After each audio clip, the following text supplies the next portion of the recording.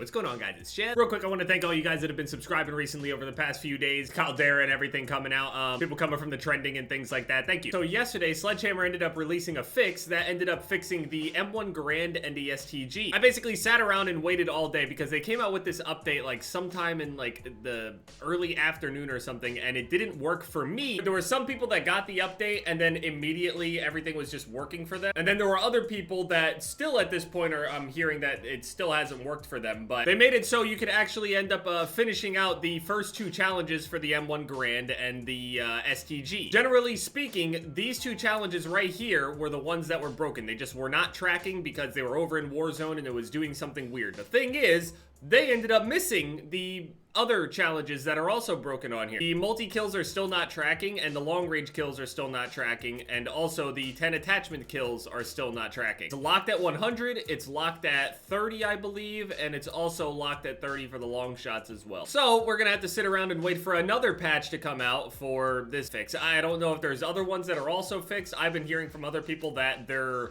5 kill streaks without dying. This entire top row wasn't tracking for everybody, but my reptilian was fine. I don't know, man. You guys got to do a full pass over every single one of them. I don't know what else to say. My M1 Garand is lucky though, because the only thing that was actually broken on it was those first two challenges, and I assume their dev team had assumed that these were the only challenges that were not tracking. While that's true for the M1 Garand, again, obviously it's not the case for every STG, so they're gonna have to work on that even more. It took over a month for them to fix that, so I don't know. I mean, obviously they got bigger fish to fry and everything like that, but it's pretty bad, to be honest. It's crazy. Mechanically speaking, I really do enjoy this game. I genuinely do. There's just so much broken, fucked up shit. A lot of people are blaming Vanguard for Warzone just not being fun anymore. Now, it just really wasn't even that fun to begin with. I'm gonna piss a whole lot of people off saying that. Listen, I have fun, but it's not that, you know what I mean? I already have diamond ARs because of this Cooper carbine here. Even if the STG is bugged, you have to only hit a certain number of weapons in the category to get diamonds. So I have the diamond ARs, diamond submachine guns, diamond shotguns, diamond LMGs, diamond secondaries, diamond marksman rifles, diamond sniper rifles, including the newest PTRS, diamond combat shield and knight. The only thing that's left is this Panzerfaust, which I assume is actually coming tonight, because over on the Trello board it says, I've said this before, there's a fix scheduled for it apparently. So I'm hoping that when this update drops, I believe at midnight, right? I'm hoping that the Panzerfaust challenges, they're making it sound like they're actually going to change these challenges instead of buffing it. All they have to do is buff it. I don't really know. It's weird because on the Trello board, it says that the challenges are just simply too hard. The Panzerfaust just sucks. Just fix the Panzerfaust's damage on streaks. Its blast radius against players is completely normal. Its trajectory is completely normal. It's just, it doesn't do any damage when it actually comes in contact with any of the aerial streaks. I really hope that they don't go and just change these challenges to long shots and other shit like that. I mean, it's not gonna be a big deal, but again, that's just showing to me that they don't necessarily even understand their problems. There's so many problems that they just don't even know what to do. And so basically, once this update comes out at midnight, I literally might just stay up and do the challenges. I mean, honestly, if they do change the challenge, what could they change it to? They could change it to what?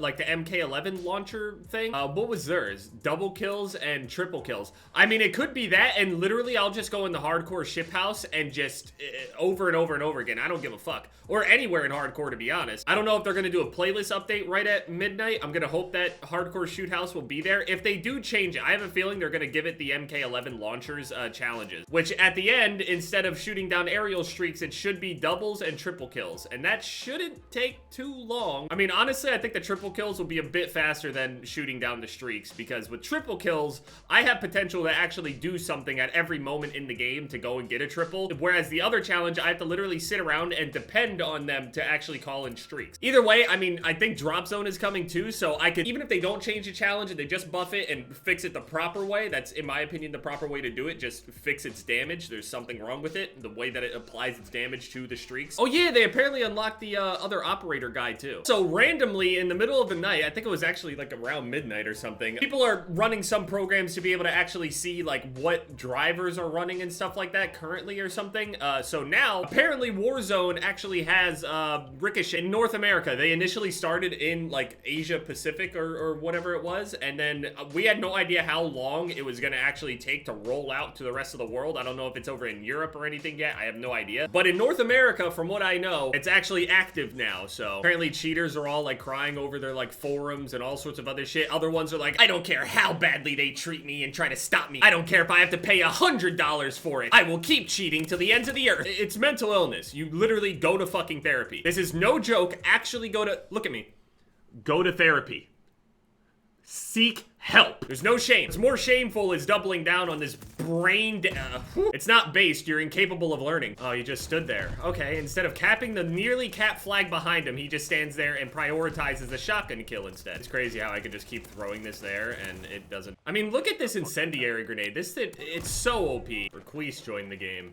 Great. I'm sure he's here just by accident. People have been asking for Requise and shit like that, especially with the way Vanguard is at the moment, but it's like, dude, UFC 4 is so dog shit. Sure, I could go back and play UFC 3, but there's no point in playing the older games, and the newest installment of it is just so, I don't know, man. It's so anti-Requise. I don't know how else to explain it. There's knockouts, there's all sorts of stuff. There's some ragdoll that they tweaked and stuff like that, but it's simply just not what it used to be. Like, in terms of the brutality of the knockouts is what I'm talking about. Like, if you go back and watch any Requise video back on UFC 2, as opposed to UFC 3 or 4, it just evolves more and more. UFC 2 had the best ones. It was the most realistic in my opinion, and it was kind of over the top. 3 was kind of that middle ground. 4, everything was just far too stiff and boring and just not, I don't know. There's no real like unique knockout or anything like that. It's always like the same type of animation or the same type of like overhand right that you land and the person just like crumples, just falls real simply. They don't end up in like any weird position on the floor. They don't fall under their legs or anything. In real life, like if you just watch that Tai Tuivasa fight, for example, folded the dude. He fucking falls in the most dramatic way possible,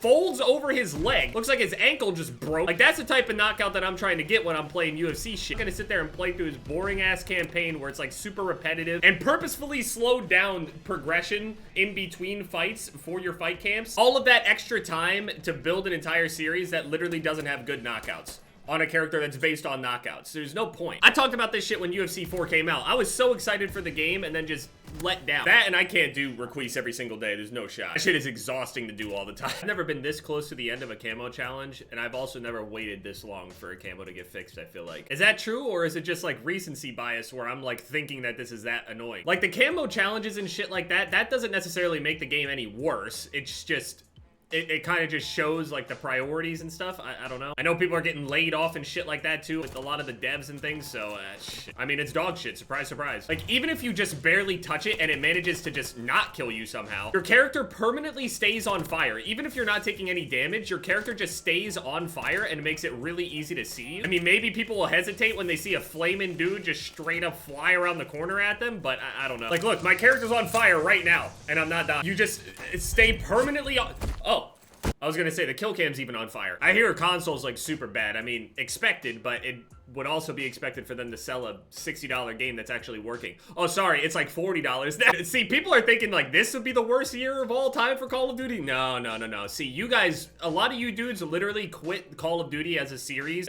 Advanced Warfare all the way up to Modern Warfare 2019 or so. A lot of people came back on Modern Warfare 2019, and then it's just like reprogramming their brain from like ground zero at that point. I played through all of those jetpack games. You weren't there during the Infinite Warfare / Modern Warfare Remaster year. You weren't there. In terms of viewership, in terms of like feedback and things like that, the community got split up between people that played Infinite Warfare versus people that played Modern Warfare Remastered. And then Modern Warfare Remastered had a hard time getting a new audience because it's literally a COD 4 remake. You got the whole debacle of people screaming about the game not being the OG COD 4, it'll never be better, actively refusing to play it because they're like a COD 4 purist. And like I said before, Warzone was not that fun to begin with. That's just because everybody was trapped inside and we got a bunch of memories now. Shit was not that fun. I'm not saying nobody likes Call of Duty or anything like that. I'm not saying it's the worst game of all time. I'm not saying it's the best game of all time either. It'd be stupid to ignore the fact that literally Warzone's success was based off of the pandemic. It helped an insane amount. And then on top of that, then creators also have this skewed idea of like what their numbers actually are and shit like that because there are way more people on the internet than what they would think. So everybody makes all these changes and shit like that. It lasts for well over a year.